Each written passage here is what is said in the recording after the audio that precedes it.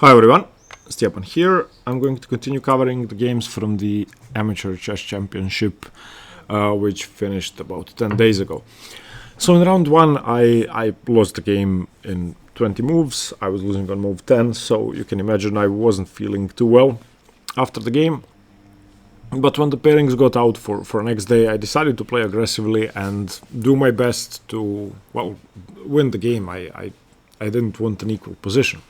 So I chose an opening I've never played before. I've been preparing it for a while now, and I was going to play it once a few months ago in a league game, but I did not manage to get the opening on the board. And the opening is the Noteboom. In this game, my opponent usually plays d4 on move 1. In this game, he played knight f3. Doesn't really matter. After d5, I knew that he was going to play d4 and transpose. And I wanted to play the Noteboom, which you need to get the pawn triangle with e6, c6. So a move I would normally play here is knight f6, which fights against London setups, Kohli setups, Torre or Trompovsky setups with bishop to g5. But here I chose c6, which is slightly odd, unless white plays c4. But I knew that white was going to play c4, because that's what my opponent always does. And I played pawn to e6. I should also mention that had he played with knight c3 instead of knight f3, so d4, c4, knight c3, I still would have gone for this and accepted the Marshall, or the Lasker, sorry. Okay, knight to c3 here, and now the Noteboom, dc4. And a4 is the best move. Bishop to b4 pins the knight. The idea is that you don't want to allow your pawn to be recaptured after e3 or e4. e3 is the more popular move. I've been preparing e4 more so than e3 for this game, because there are two games in the database where my opponent had faced the Noteboom and he played e4. Both of them were against strong players. One of them was an international master that actually ended up drawing the game. In this game he played pawn to e3. Okay, so b5, you save your pawn. Just a second, let me close the door.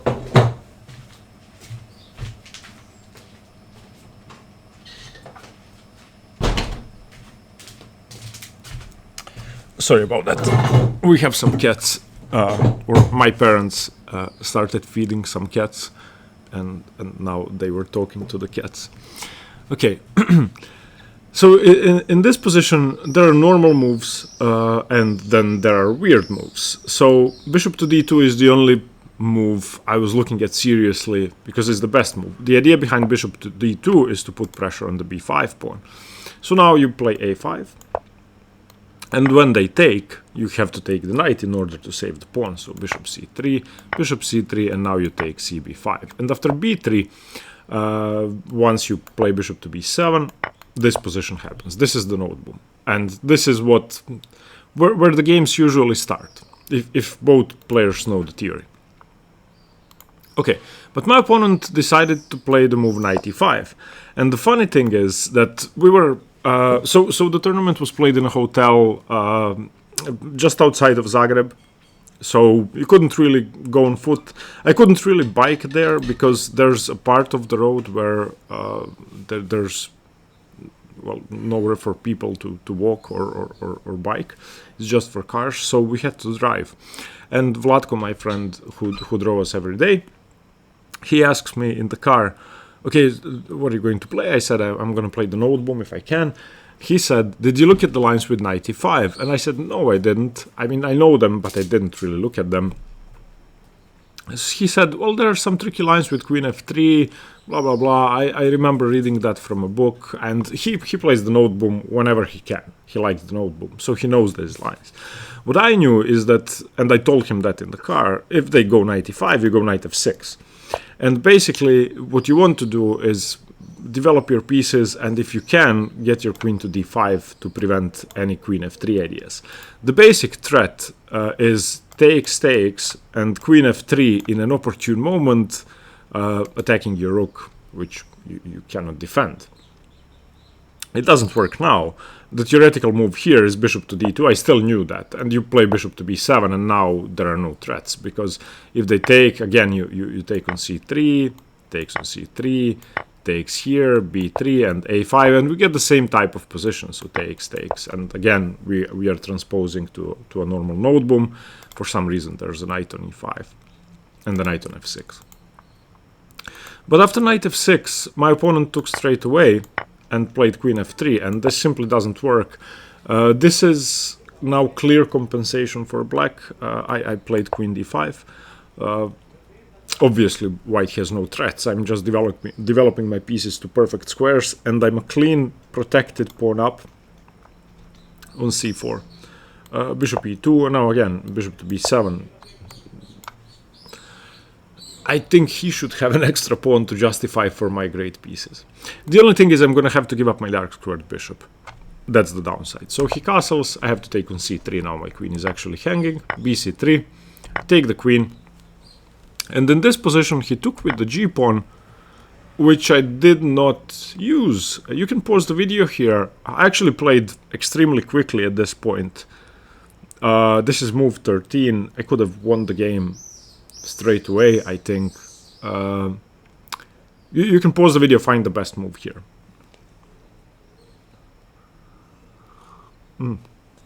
Okay, so when he took with the g-pawn, I thought to myself, okay, well, maybe some pressure on the g-file. I control over e4. I don't have knight e4, so I cannot put pressure on the c3 pawn. Makes sense. Everything's fine, let me just develop my pieces, and that was my thought process. 10 seconds of thought and just, okay, let's go knight bd7, develop a piece, and so on. If you want to win the game straight away, you have to realize that this knight has no squares, and the knight is just trapped. So what you do here is you play f6. Obviously you cannot play f6 now, so you play knight d5, putting pressure on c3, and attacking the knight. There is no way to save the knight. If you go f4, for example, then I take on c3. And I mean, I'm gonna take this bishop, and then I'm gonna play f6. I don't know what to suggest. Probably bishop g4, I can just play h5 and chase the bishop away. In any case, you either win the knight. The engine actually says in this position bishop d2 is best. Bishop d2 is the only move. That's only -3, and now f6, knight takes c4, takes. And obviously, black should win this position handily.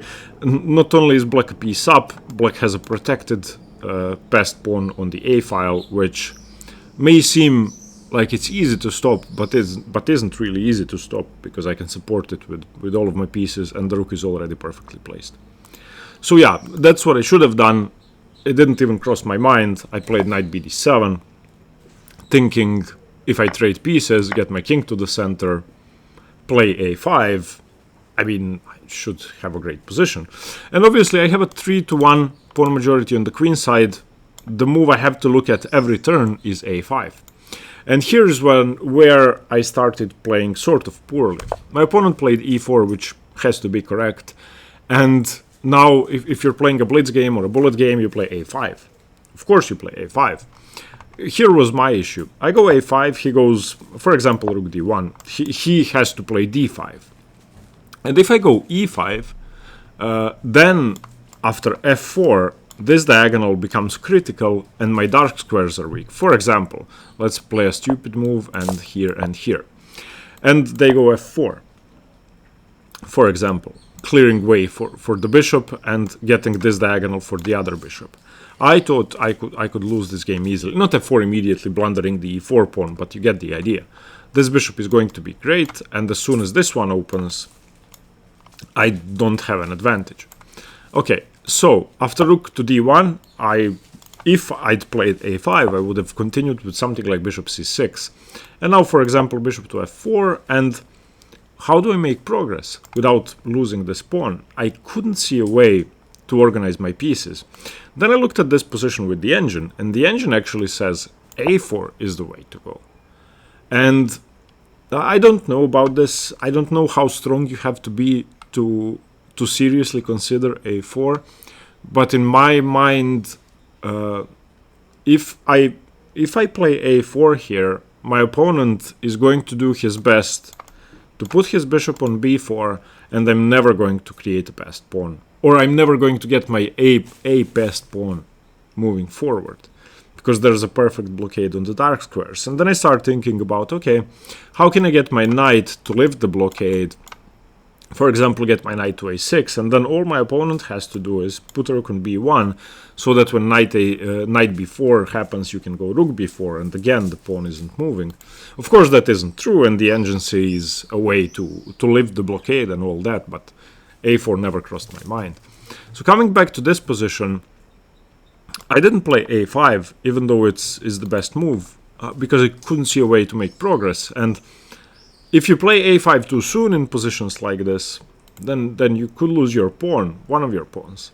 So I played rook h to c8, defending the c pawn, and also, for example, if white does nothing for a couple of moves, and they get to play b4, or let's say they take, something like this happens, then my pawn on c4 is already protected. So rook h to c8, in my mind, had to be a good move, even if a5 is best.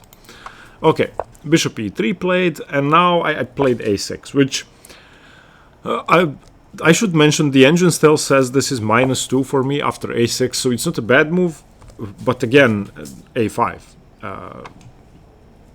A5 is the correct move. And again, I was worried about the same thing. So a5, for example, let's say they go rook b1, I go bishop c6, they go something like bishop f1, transferring the bishop here. I mean, fine, I did play a5, but I don't see how to make progress. The engine actually plays king e8 here, so it's not that easy to make progress. Okay, a6. And now everything is just solid, and I can wait for something to happen before I play a5.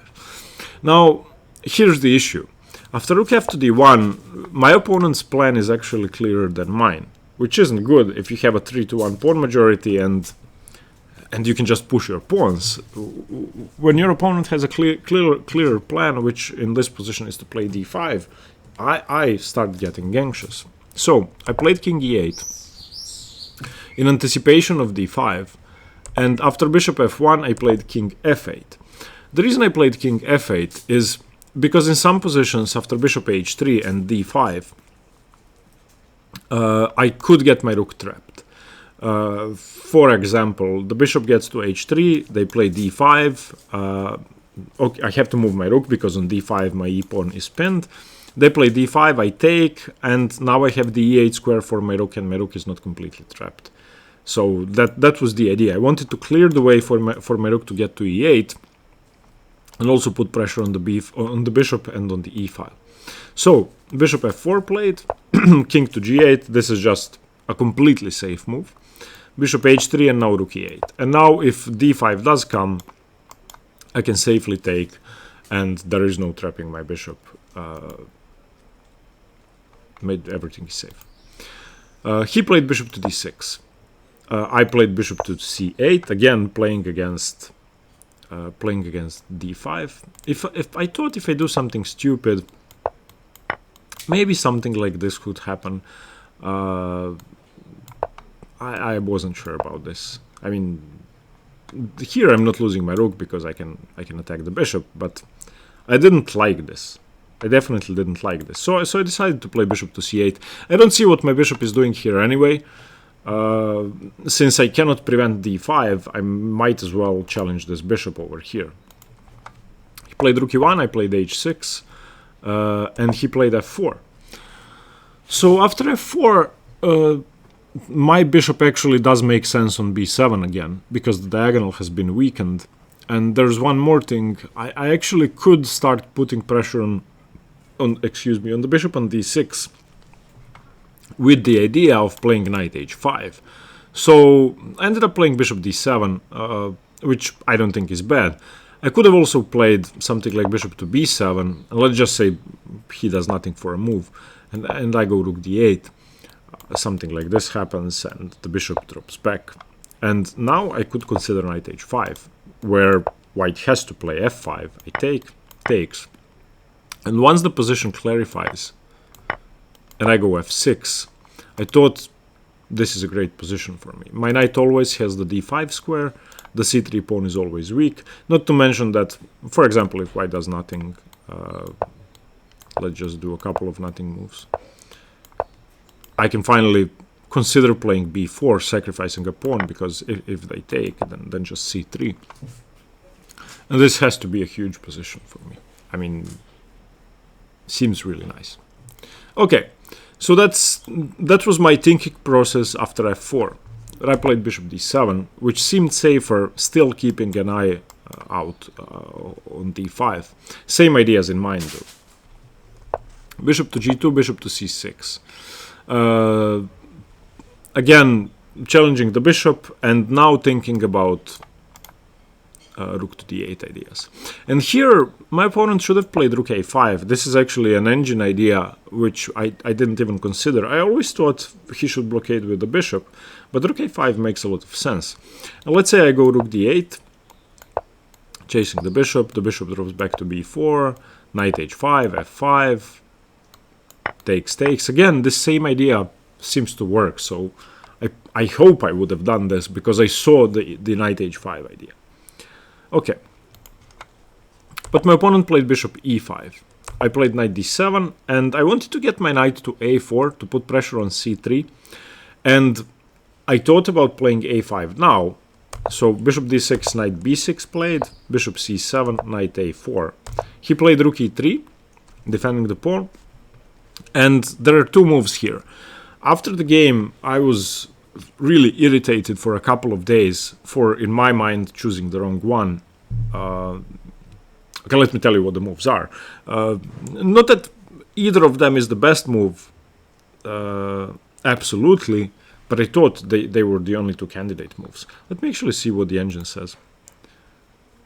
Okay, the engine actually doesn't mention the other move at all. It does now. It's the third best move.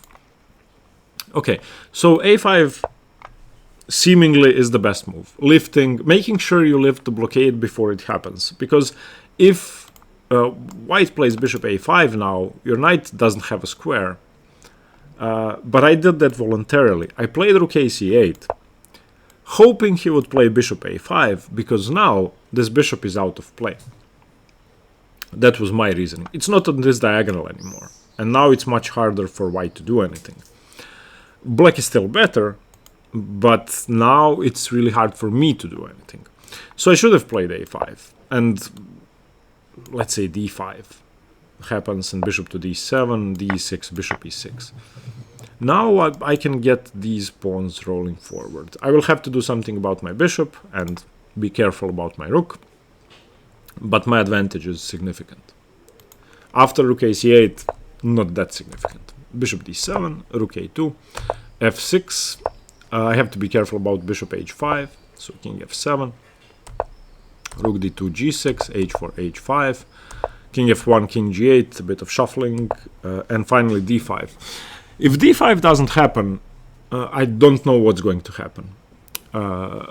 After my incorrect idea of rook ac8 and misplacing the bishop on a5, I don't see how I can make progress. I probably have to put my rook on b8, play knight b6, and reroute my knight somehow to c6. That's not easy to do. But that's probably what I would have done if he'd played nothing. So something like rook b8, and let's say he does nothing, and I go knight b6, and he does nothing.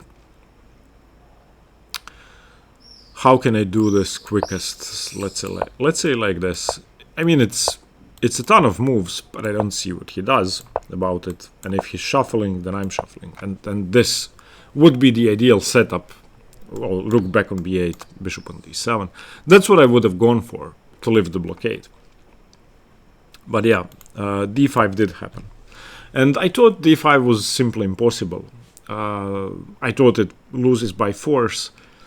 Because after d5, there is no more tension in the center. I can take. He has to take with the rook, I think. He did take with the rook. And now I need a tempo. my bishop is attacked. So I played bishop h3 check. I need a tempo, he played king e1, to get my knight to c5. And now I felt really confident that I was going to win this game. My knight is perfect. I have the d3 square. I have the b3 square. My rooks are great. My king is safe. My bishop on h3 is actually good. I felt really confident. The only problem was this is move 37, just played. And on move 40 you get extra time. So I was in severe time trouble. I had about 5 minutes on the clock, I'm going to say. This is 90 minutes for the first 40 moves, and then you get another 30 minutes after move 40. So I was hoping to get to move 40 before I had to convert. Unfortunately, I got into the critical position on move 39, or on move 40. So he plays bishop e2. Now here I have to be careful, my bishop on h3 is hanging, so bishop e6. Okay, all of this I saw before I played bishop h3 check. Rook d6, king g7, I saw this as well. And here he played bishop b4, which surprised me. I didn't know what I was expecting. I think I was expecting e5. But yeah, bishop b4 just caught me off guard. And here I had a minute on the clock. And I started calculating the only move that made sense. And I had the leftover irritation of not chasing the bishop away with a5, that the only thing I could look at was a5. And with a minute on the clock, a pawn sacrifice on move 40 could cost you the game. I mean, I could just lose a pawn and lose the game. So my calculation was, okay, if I play a5, he can take it or he can move the bishop away. If he moves the bishop away, well, then my pawn majority is just moving forward. If he takes it, I have a safe option, which I can think about on move 41, or I have an aggressive option. And I thought, okay, if I don't see anything good happening with rook a8, which I was going to play originally, I can just go knight b7. And once he plays rook a6, which is forced, I take, go rook b8, and my plan is clear. I'm just going to move my pawns forward, and I actually gave back my extra material, but my pawn majority is more significant than his. I don't believe it's enough to win. But when I saw this position before playing a5, when I saw this, I was happy enough, and this seemed good enough. But the critical position after a5, bishop takes, was rook a8. And now let's say bishop to b4, rook a1 check. This was my calculation. Has to play rook d1. I play rook d1. He plays king d1, I thought. And then rook d8, king e1, and knight d3 check. And if takes, what's this position like? It seemed to me that I could be better, even though it's opposite colored bishops, because this rook is kind of misplaced. If he ever goes e5, I'm just gonna go f5, and it seems like it will take this rook a long time to get back into the game. That being said, I don't know if I'd have won this. I'm not sure. I would have tried. Okay, but it was move 40 for him as well. So I imagine he didn't want to risk much. Unfortunately for him, he played a really bad move here, a move which I discarded completely. I didn't even look at it. He took on c5, and this should be an easily convertible position now for black. Why? Well, my c4 pawn is protected. There's absolutely no pressure on b4 anymore. He doesn't have a dark squared bishop. He'd have to play something like rook b6 to prevent b4, in which case I can go rook a8 and a4, and should be just completely lost. He played f5, I played bishop c8, he took on g6, and I just played b4, and I just wanted to make a queen. Here I had half an hour on the clock because we got all the extra time, and I was sure I was going to win. When I put this position on the engine, okay, so here's what happened in the game. I played b4, and he played rook d4. Now I was going to play b3 straight away, because if rook c4, you go b2, and you win. And if bishop c4, you go rook c4. And again, if rook c4, you go b2. The rook doesn't have the b4 square. But when he played rook d4, I just thought, okay, you don't have to do that. you don't have to do that. You can play bishop e6, and that's it. And you can just play b3 on the next move. I didn't want to miss anything. Bishop e6 is crushing. b3 is slightly better according to the engine, but both win. So he played king d2, I played b3 now, and you're gonna see what happened later. When I put this position on the engine, of course you don't recapture the pawn, but you don't play b4. b4 is a mistake. The engine says a4, and the position is much better for black than after b4. I would never play a4, never.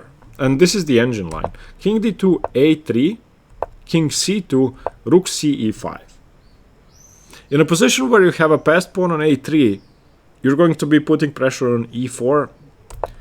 I mean, this is the engine line. And now rook e7. I mean, I don't see how this is winning. I understand that black is better.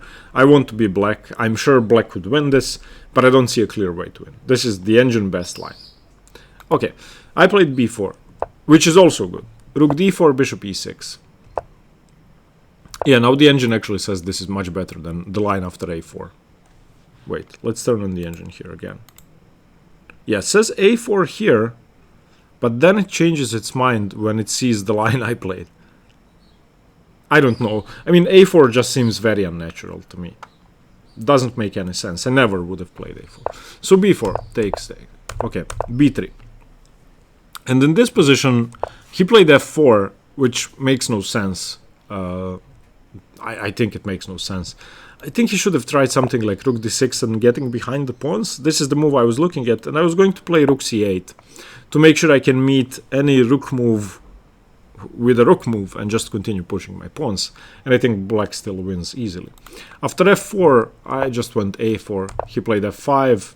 I just went a3. He cannot take the bishop because I go a2 and a1 equals queen. He went king c1. I went a2 anyway. Again, he cannot take the bishop because I queen. He played king b2. And now I can simply force him to lose material. I played rook a8. King a1 is forced, otherwise I queen. Or rook d1, excuse me. King a1 loses actually to b2 check. Sorry. So rook d1 is forced. And now I simply go rook a5. Now he has to play rook a1 because again I queen. And now the final part of the tactic is rook back to d8. And the threat is rook to d2. And there is no defense to this. If he plays king c1, I go b2 and I win. And there is nothing he can do about it. He has to take and then I check. Well, wait, okay.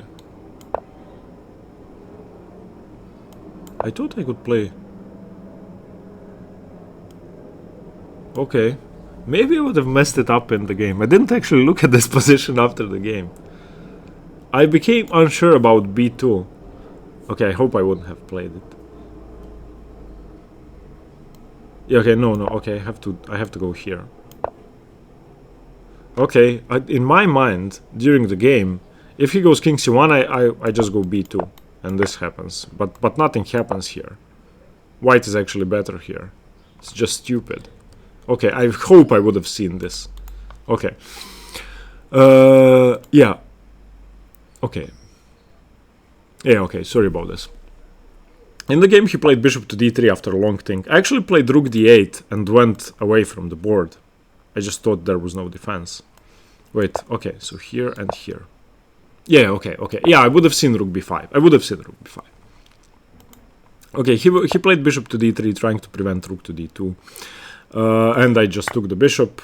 He took my bishop, and the end of the game is easy to calculate. d2, e7, queen. Neither of us queens with check, so he has to take because this is mate threatened. Okay, takes, rook takes d1. Again, he cannot queen because I'm threatening mate. If he queens here, then this is mate. So he took the pawn and actually resigned while I was thinking. I just couldn't figure out the mate. This is mate in 4. You can pause the video and find it. I just couldn't. I was looking at the board for 2 minutes. And in the end, I may have played knight check and then rook here, because that seemed safer. Of course, there are different checkmates. He cannot queen because he doesn't queen with check. If he promotes to knight, then I just go king h6. There are many different checkmates. I think, though, I would have played knight a1 check, which is slightly embarrassing, but I don't care. I just didn't want to mess anything up. So yeah, that was the game. I did manage to win, which was a relief. I really needed a confidence boost of some sort after the previous tournament. Yeah, I'll see you tomorrow with round 3. This is where the tournament actually gets interesting. I think rounds 1 and 2 are 2 of my weakest games. I made a lot of mistakes in this game, and I didn't play a5, and obviously I played rook d8, thinking on king c1 I can play b2, which is insane. Yeah, okay. So I made a lot of mistakes in this one and in the previous game. I don't think I made as many mistakes in the next 7 games, which is good. Okay, thank you for watching. Stay tuned for more chess. See you tomorrow. Bye bye.